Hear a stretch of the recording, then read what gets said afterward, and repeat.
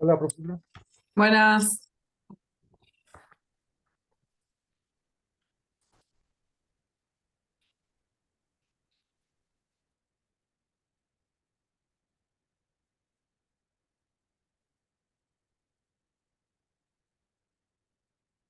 ¿No?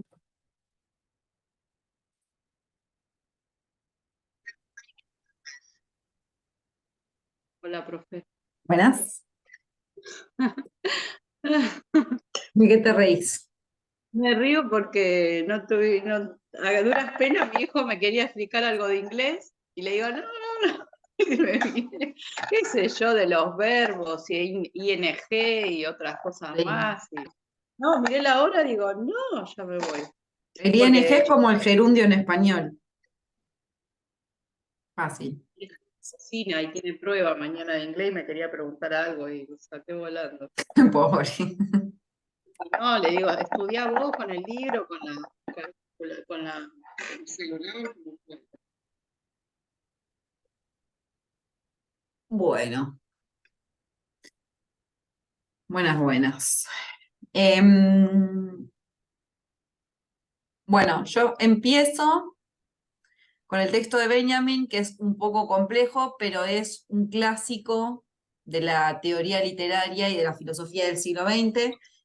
Y en ese sentido es para dar comienzo como a una nueva etapa. Ya ingresamos en el siglo XX, en la historia del arte del siglo XX. Yuhu, me gusta mucho a mí. Y además de eso, esto va a tener que ver con, que lo hablaremos después, o mañana, que va a haber más tiempo, con el tema de los grupos y lo que van a tener que hacer con las vanguardias, ¿sí? Pero para llegar a ese punto, antes vamos a recorrer juntos un par de textos que tienen que ver sobre qué son las vanguardias, cuáles son las vanguardias que existieron desde finales del siglo XIX y comienzos del siglo XX, porque después ustedes van a tener que trabajar en grupos de a dos sobre vanguardias específicas. Primero sobre unas vanguardias europeas y después sobre las vanguardias latinoamericanas. Así vemos cómo funcionaron en ambos continentes, y que está bueno porque nos sirve un montón para la literatura en general. Los procesos vanguardistas tuvieron también bastante ímpetu en la literatura, además del arte en general.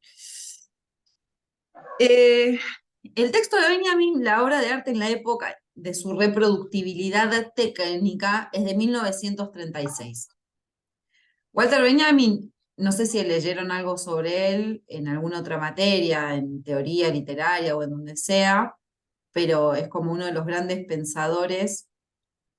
Era alemán, de izquierda, era judío, y murió escapando del nazismo en la frontera en los Alpes, creo que estaba cruzando para el lado de Francia. Bueno, lo agarraron y chau, pobre Walter. Van a ver que él tiene un tipo de escritura, no sé si tanto en este texto, pero tiene una forma de escritura muy linda, un poco compleja, pero que es muy linda, donde utiliza un montón es una escritura casi literaria la que él hace de la filosofía, él era filósofo. Y como toda filosofía, al principio puede ser un poco compleja, pero una vez que uno empieza a entender ciertas cuestiones básicas, la cosa fluye.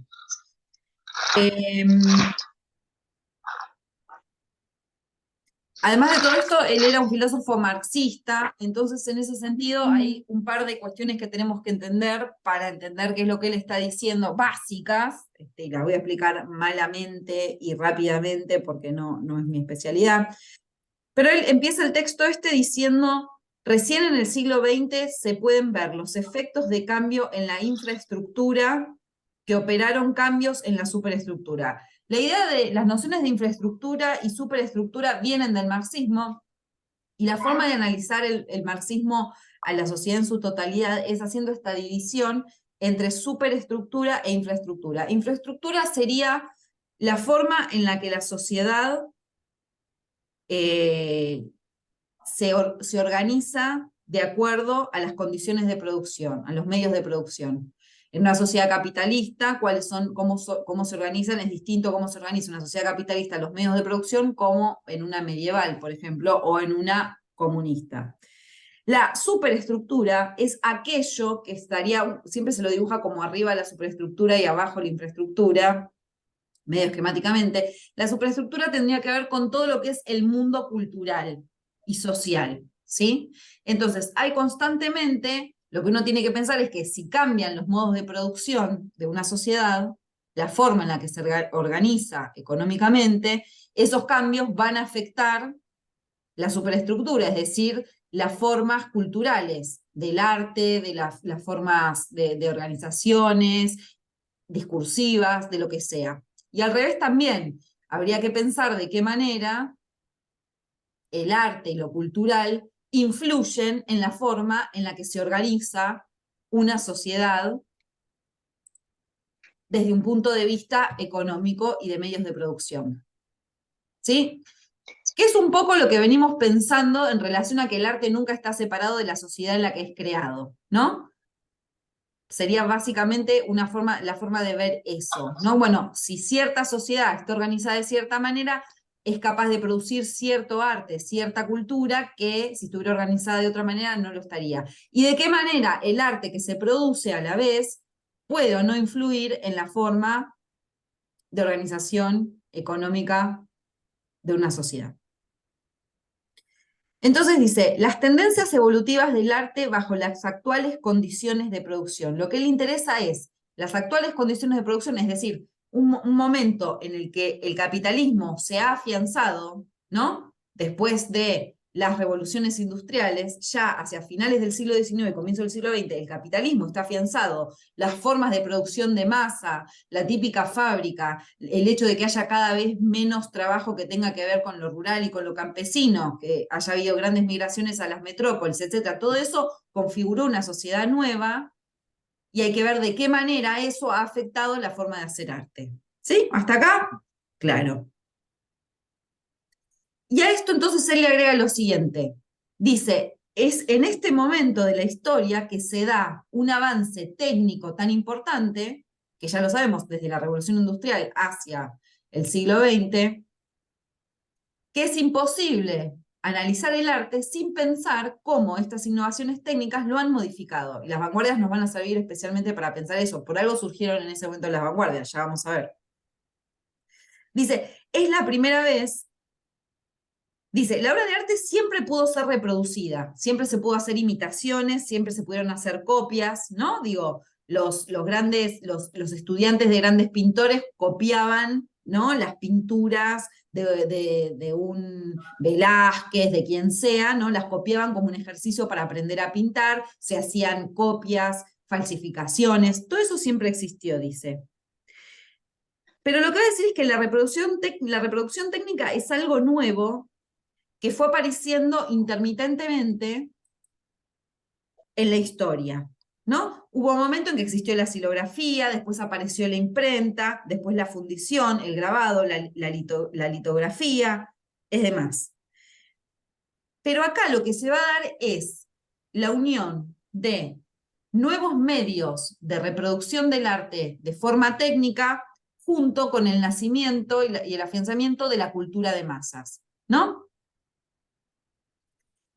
Y por eso a él lo que más le va a interesar son justamente el cine y la fotografía. Tenemos que pensar en cuál es el contexto. Es el contexto donde se empieza a masificar el cine, que era un descubrimiento o una técnica muy reciente y que rápidamente, en una década, en un poco más de una década, se volvió en algo masivo, lo cual es un cambio rapidísimo. y también la fotografía. Y lo que a él le va a interesar de todo esto es pensando en este contexto. Él escribe en 1936. ¿Qué pasaba en Europa en el 1936? El auge de los fascismos.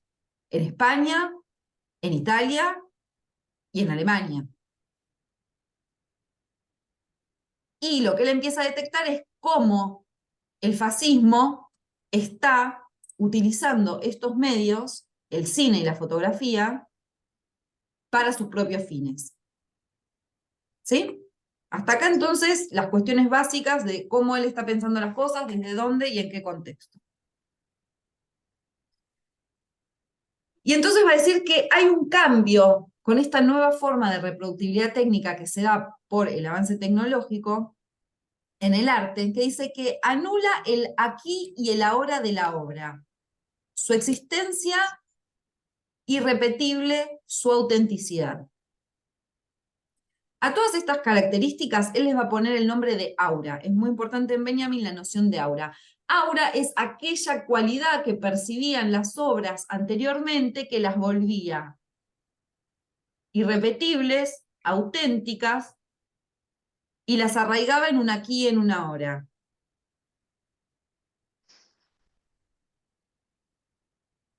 La reproductibilidad, es decir, que uno pueda reproducir eso mecánicamente, tecnológicamente, hace que el aura se pierda.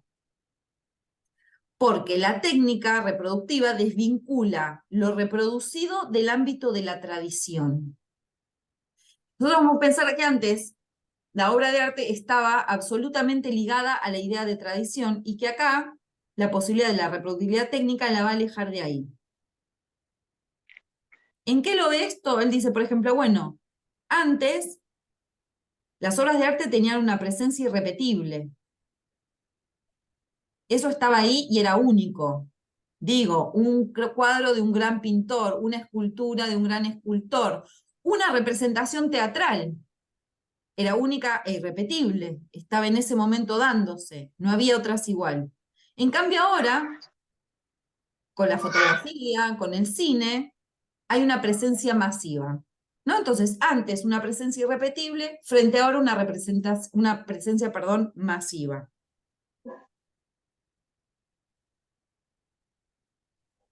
Y entonces dice que esto se da en una crisis del momento de renovación de la humanidad y de los movimientos de masa.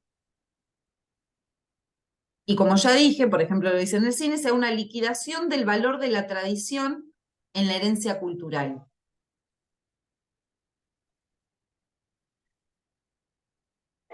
Entonces dice, el paso del tiempo modifica la existencia de las colectividades humanas y su modo de percepción sensorial. Y esto es interesante porque un poco ya lo estuvimos viendo.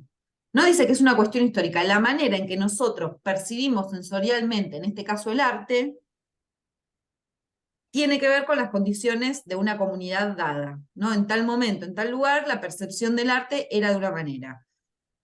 En cambio, el paso del tiempo lo va modificando, es histórico. Es decir, nosotros no miramos el arte de la misma manera que lo miraba una persona de la Edad Media. ¿Sí? Porque vivimos en otra época, porque nuestras coordenadas socioculturales son distintas, nuestras formas de vida, etcétera, etcétera, etcétera. Entonces dice, bueno, ¿cómo puedo ejemplificar lo del aura? ¿No? Un poco ya lo estuvimos viendo. Y piensa, por ejemplo, en el aura en los objetos naturales, no en el arte. Y dice, es la manifestación irrepetible de una lejanía, por más cerca que uno pueda estar. Acá es cuando la cuestión se pone filosófica, pero no es tan complejo. Entonces, el aura en los objetos naturales sería la manifestación irrepetible de una lejanía. Y pone un par de ejemplos, uno de ellos es una rama que arroja sombras sobre uno. O sea, uno está al aire libre y hay una rama con hojas y el sol pasa y la rama esa a uno le da sombra.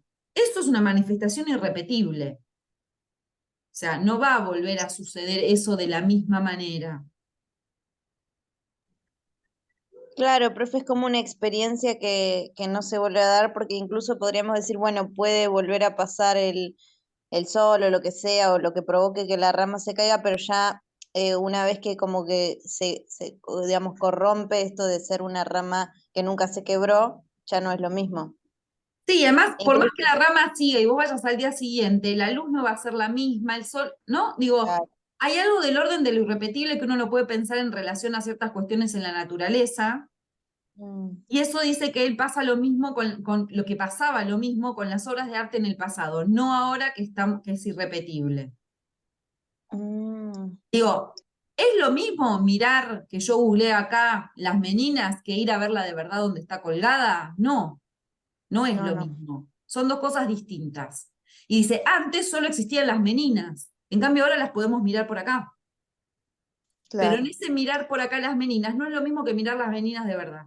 No, y ¿Sí? aparte se pierde como un poco la verdad, ¿no? Porque vos que sabes que lo que estás viendo No, pero no está tan... él no habla de, no metamos, él no habla de condiciones de verdad o no. O sea, la reproducción existe. Alguien le sacó una foto y es esa la reproducción. Digo, pero la reproducción no es lo mismo que el cuadro en sí. Y no es lo mismo porque no es lo mismo, sino también nuestra forma de percepción es diferente. Digo, Mm, uno cuando mira acá, las mira, pasa rápidamente a ver esta foto, esta se ve mejor, esta se ve peor, qué sé yo. Si uno se para frente al cuadro, es otra la sensación, es otra la forma de percepción que tiene de eso. Entonces lo que él dice es que en la actualidad de ese momento del DER, la sociedad de las masas aspiran a acercar espacial y humanamente las cosas, y eso hace que se triture el aura. Todo esto que él dice también lo podemos pensar en relación a nuestra tecnología actual, que tiene que ver con esto del Zoom en el que estamos nosotras ahora, lo que se busca en Internet y se googlea. Puede ir bien para ese lado también. Y dice, bueno, esto también se relaciona con la idea de la unicidad de la obra de arte. Porque él va a decir, su ensamblamiento en el contexto y en la tradición.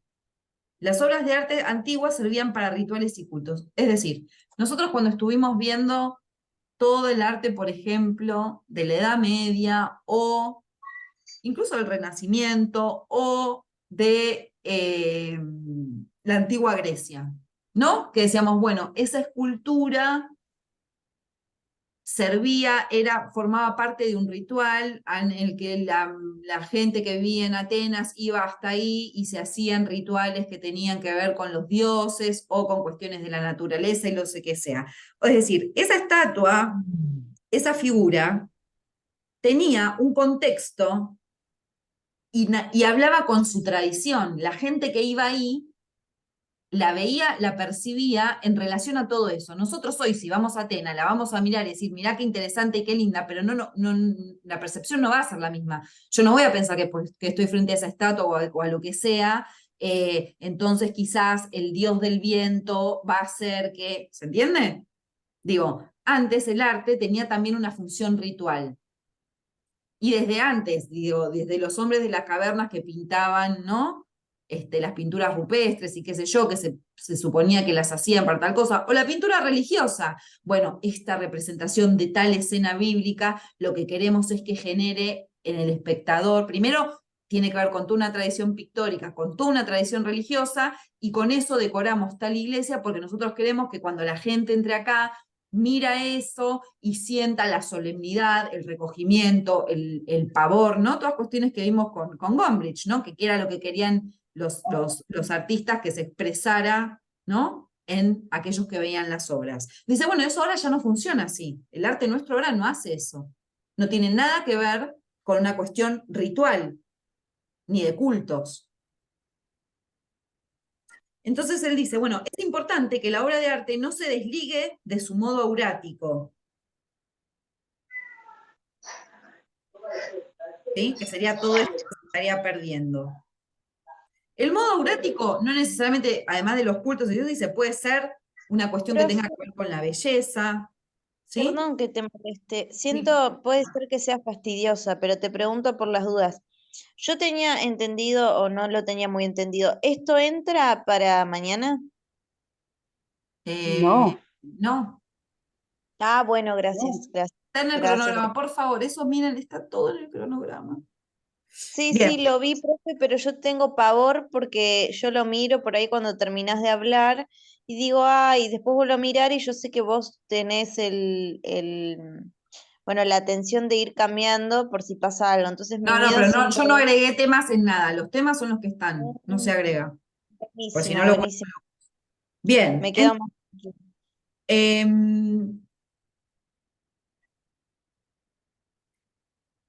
esta cuestión aurática también podía ser, dice, desde el Renacimiento para acá, tendría que ver con la belleza, ¿no? Como los ideales de belleza representados, y eso le daría una cuestión aurática al arte.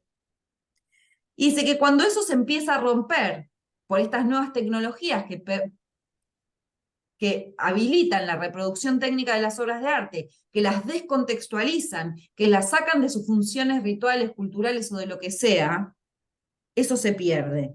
Y entonces el arte entero, las disciplinas artísticas en general, entran en crisis. Y él dice, bueno, frente a esa crisis del arte que se está dando desde finales del siglo XIX y comienzos del siglo XX, surgen dos reacciones del mundo del arte. Por un lado, la idea del arte por el arte, es decir, hago arte por arte en sí mismo, sin nada que esté agarrado a lo social. El arte que se desliga absolutamente de lo social y que existe en sí mismo y que no responde a nada, que no cumple ninguna función. Función no como objetivo, sino como función, digo, cómo funciona el arte en una sociedad. Y después de eso, va a decir que surge la idea de arte puro, que es el rechazo de cualquier función social y de cualquier contenido objetual. Y habla de, por ejemplo, pone ejemplo a Mallarmé, ¿no? Que hacía sus caligramas, su poesía como sostenida en la nada misma. Y entonces va a decir, bueno, esto por un lado dio como resultado, la reproductibilidad técnica dio como resultado la emancipación de la obra artística de su existencia parasitaria en un ritual. Es decir, una vez que se pierde el aura, una vez que se puede reproducir técnicamente, la obra artística ya no es un accesorio de una situación ritual, sino que se sostiene por sí misma.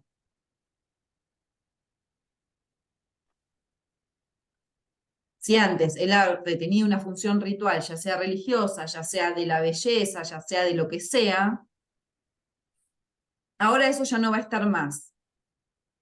Pero te dice, no necesariamente es tremendo eso, porque cuando el arte cumplía una función ritual, tenía como una especie de segundo plano. El primer plano, lo más importante, era el ritual en sí mismo, y el arte como que acompañaría a ese ritual. En cambio, al salir de ahí, hace que tenga otra función. Si el arte ya no cumple una función ritual, lo que va a decir Benjamin es que en el mejor de los casos puede cumplir una función política.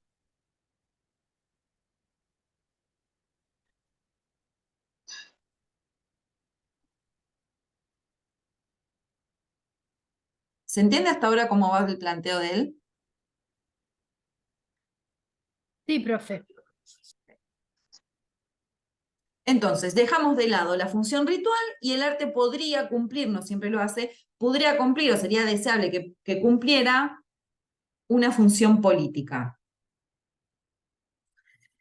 Y entonces, para pensar esto, él va a hablar, va a analizar a las obras de arte de acuerdo al punto de vista de la recepción. Y dice que la recepción de la obra de arte se basa en dos valores. Por un lado, el valor cultural, y por el otro, el exhibitivo. El valor cultural de la obra de arte sería aquel que está dado por la idea de ritual, de magia, de lo que sea. Ese sería su valor cultural. Que claramente nos damos cuenta que ese era el valor más fuerte en el arte antiguo, ¿no? El valor cultural. Pero dice que también existe el valor exhibitivo, que es decir, su capacidad de ser exhibido, de ser visto, de ser mostrado. Y que eso es lo que se agranda ahora con la reproductibilidad técnica. Como yo puedo reproducir eso, su valor exhibitivo va a ser mayor, porque se va a exhibir mucho más que cuando la obra era única, tenía su unicidad. Y ahí es donde se da este cambio en la función del arte, del que él viene hablando, ¿no? Que a decir va a ser político. Si yo antes tenía que peregrinar a tal lugar para ver tal objeto artístico que en realidad tenía un valor ritual para tal civilización, ahora el arte me viene a buscar a mí. Dice, por ejemplo, el cine. El cine, tenemos una sola película que es copiada al infinito y se puede ver en muchos lugares al mismo tiempo, en diferentes geografías, en diferentes momentos. ¿Sí? El cine ya nace en sí mismo con la idea de valor exhibitivo. Nadie hace una película para que haya una sola copia de esa cinta. Las películas se hacen para que haya muchas copias de esa cinta y se puedan ver en distintos lugares. ¿Se entiende? Cuando alguien pintaba un cuadro, no pintaba un cuadro pensando que después le iban a sacar una foto y subirla a Google.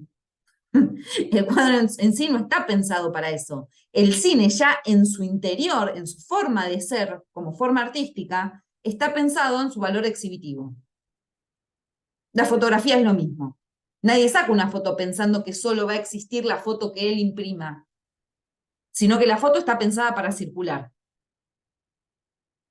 ¿Se entiende entonces ahora un poco más esta idea entre valor cultural, valor exhibitivo y cómo las capacidades técnicas hacen que surja algo nuevo en el arte, que es formas de arte que directamente solo existen porque existe la técnica para producirlas, ya sea la cámara filmadora o la cámara de sacar fotos, y que el hecho de que esas cámaras y esas técnicas lo único que hacen es que existan obras de arte que están pensadas para nunca ser únicas, sino para ser reproducidas muchas veces.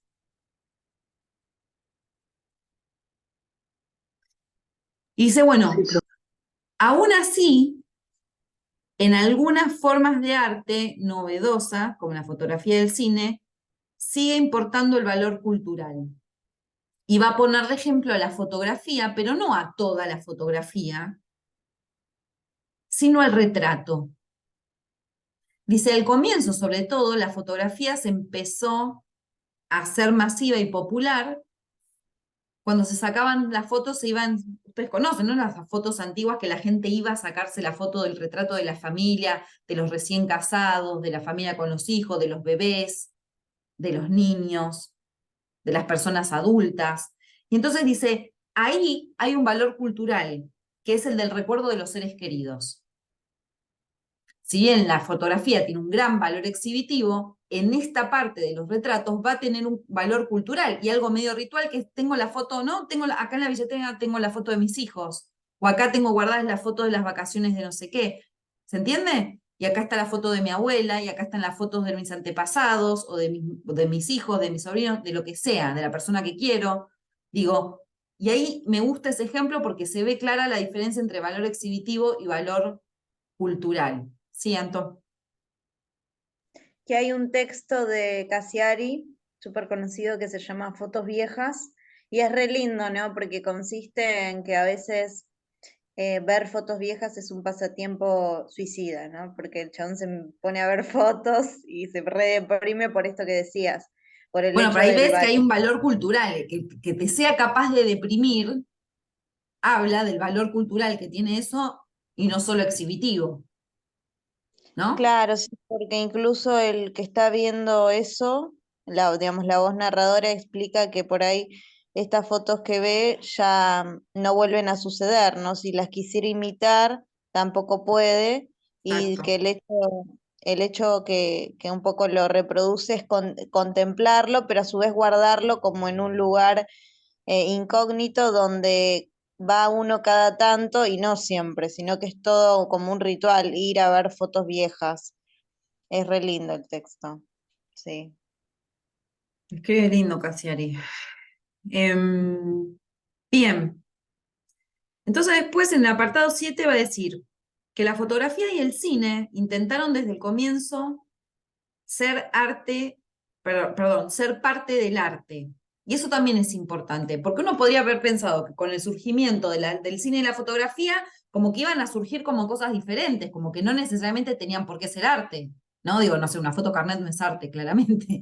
Digo, podrían haberse seguido solamente como medios para capturar la imagen en movimiento o para capturar fotografías de lo que sea, de un preso, de una foto carnet que necesitamos para identificarnos, etcétera, etcétera. Dice, lo interesante no es pensar que el cine y la fotografía desde su surgimiento quisieron formar parte del arte, sino que nadie se preguntó si el surgimiento de estas dos formas iban a cambiar o a modificar lo que nosotros entendíamos por arte. Y ahí es el punto del texto. El surgimiento del cine y de la fotografía hicieron que lo que nosotros entendemos por arte se haya modificado. ¿Por qué? Porque aparecieron dos cosas nuevas. Digo, durante años la humanidad, el arte era la pintura, la escultura, la arquitectura, la literatura, la música, durante siglos, y siglos y siglos y siglos. Y de repente existen dos novedades que vienen a decir, hey, nosotras también somos arte. Bueno, si te incorporamos a lo que es el arte ha cambiado, porque ha incorporado estos formatos nuevos. Y estos formatos nuevos implican un cambio en todo esto que nosotros venimos diciendo. La pérdida del aura, la idea del valor exhibitivo y del valor cultural, y el cambio del objetivo. Desplazar un objetivo ritual y pasar a un objetivo que en el mejor de los casos es político. Entonces a él después, ahí empieza, a partir del 8, yo ahí no me detuve mucho en el apartado 8, 9, 10 y 11, se los digo para que no se detengan ustedes tampoco. Ni en el 8, ni en el 8, 9, 10, 11, 13 y 15 no les di mayor pelota, porque ahí se va más por las ramas y no nos interesa tanto. Entonces él ahí pone ejemplos de, por ejemplo, la actuación, la diferencia de la actuación en el cine y en el teatro, ¿no? Que un actor cuando actúa en el teatro está ahí con el público directamente y todo lo que hace es en el momento y es enfrente de otros, mientras que un actor de cine es todo cortado, no hay un público, él no ve lo que está sucediendo porque lo iluminan de acá, te ponen la cámara acá, lo repetís 50 veces, lo repetís acá y cuando es un contrapic, o sea, y te lo van cambiando porque si es un diálogo y qué sé yo, dice, es una cosa absolutamente diferente. Entonces dice que el actor de cine lo que hace es una actuación sin aura. Se pierde el aquí y el ahora. ¿Se acuerdan que una de las cuestiones del aura era tener un aquí y un ahora? Un actor de teatro está en el aquí y el ahora, está en esa función y en ese lugar actuando su papel en ese momento, frente a un público. El actor de cine está totalmente alejado de eso, ¿no? Es como la diferencia entre, se me ocurre ahora, entre alguien que trabaja la tierra, que cultiva, ¿sí? Que riega la planta la semilla, las riega, las ve crecer, las poda, que esto y qué sé yo, y al final le salió una lechuga, qué sé yo. Y otra cosa es el obrero de una fábrica que está constantemente con un torno haciendo una pieza que va a ser un auto, pero él nunca ve el auto. Él está ahí haciendo con el torno una pieza que va a formar parte de un motor que luego va a ser un auto. Bueno, el actor de cine le pasaría lo mismo. Una cosa es en el teatro, que está toda la cuestión dada, y otra cosa es que te estén filmando a vos, más ahora que tenemos, ¿no?, las pantallas verdes con los efectos especiales, que hacen que pelean con dragones y qué sé yo, y es un actor que está solo con una pantalla verde atrás, haciendo que le pega trompadas algo que todavía no existe porque se va a crear con un efecto especial. Ahí no hay un aquí y una ahora. ¿Sí? Y después va a decir, la reproducción técnica de la obra artística modifica la relación de la masa con el arte. Cuanto más disminuye la importancia social del arte, se disocian en el público la actitud crítica y la fruitiva, que sería la del placer. Es decir, vayamos con eso de nuevo porque no es difícil. A medida que hay menos importancia social en el arte, el público disocia más una actitud crítica frente a lo que ve y la actitud de placer. Es decir, todo lo que es convencional se disfruta sin crítica. Pensemos en cualquier película pochoclera de Hollywood, ¿no? Nadie critica, lo ves, que me divertí, no sé qué, eso sería lo convencional. Ahora, lo que es verdaderamente nuevo, sí que es criticado. Imaginen una película toda extraña, con cuestiones novedosas y qué sé yo, todo el mundo no se entiende nada, no me gusta, qué sé yo, sería criticado, sería, ¿no? Como esto no nos gusta. Y ahí él va a decir, acá están las vanguardias están en este lugar, son las que están haciendo un arte verdaderamente nuevo y por eso es criticado, porque las masas ya se han acostumbrado a mirar lo convencional y lo convencional lo aceptan sin ningún problema, y eso es un problema, porque el arte nunca va para el lado de lo convencional ni de lo aceptado pasivamente, sino que tiene que generar algún tipo de respuestas, y las vanguardias son las que estarían haciendo eso en el momento en el que él escribe esto, o han terminado recién ahora de hacer. Entonces dice, uno de los cometidos más importantes del arte ha sido provocar una demanda cuando todavía no había sonado, no ha sonado todavía la hora de su satisfacción plena. Eso lo dice André Breton, que es un escritor vanguardista. Uno de los cometidos más importantes del arte ha sido provocar una demanda cuando todavía no ha sonado la hora de su satisfacción. Es decir, Breton lo que está diciendo es, el arte, antes de que exista, una demanda de lo que sea de la sociedad, el arte ya está ahí creándolo y trabajando con eso. Es decir, el arte siempre va por adelante. Y lo que él dice es esto, justamente, bueno, como el arte de vanguardia va por adelante, va hacia lo desconocido y hacia lo novedoso, el público lo critica y no lo recibe. Y Breton dice, bueno, genial, no importa, porque el arte tiene que hacer eso, no te tiene que dar algo complaciente. La obra de arte solo tiene valor cuando tiembla de reflejos del futuro. Es una frase que me parece hermosa. La obra de arte solo tiene valor cuando tiembla de reflejos de futuro. Es decir, reflejos de futuro, un futuro que todavía no llegó, que solamente nos llega un reflejo, como si desde el futuro no se nos reflejaran ciertas cosas, y el arte agarra esos reflejos del futuro, y ahí es cuando tiene valor.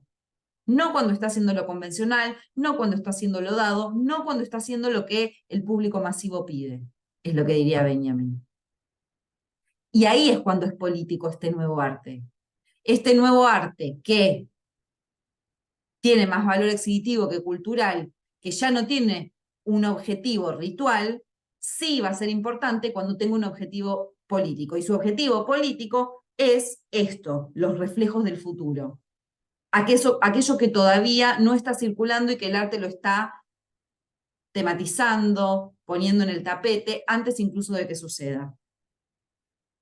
Y él va a decir, bueno, el dadaísmo, y empieza a hablar particularmente del dadaísmo, intentaba producir los efectos que el público busca hoy en el cine. El dadaísmo, antes de que el cine se haya masificado, él dice, el ejemplo de esto es el dadaísmo. Las obras de arte dadaístas ya estaban produciendo efectos que recién hoy, con la instauración del cine, el público busca esos efectos. ¿Se entiende? Creó efectos de algo que todavía no existía. Y por eso fue como choqueante.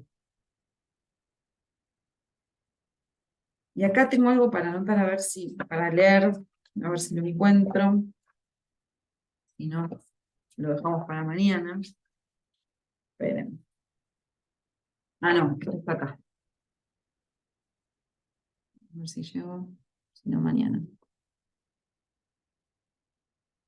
Sí, página 17.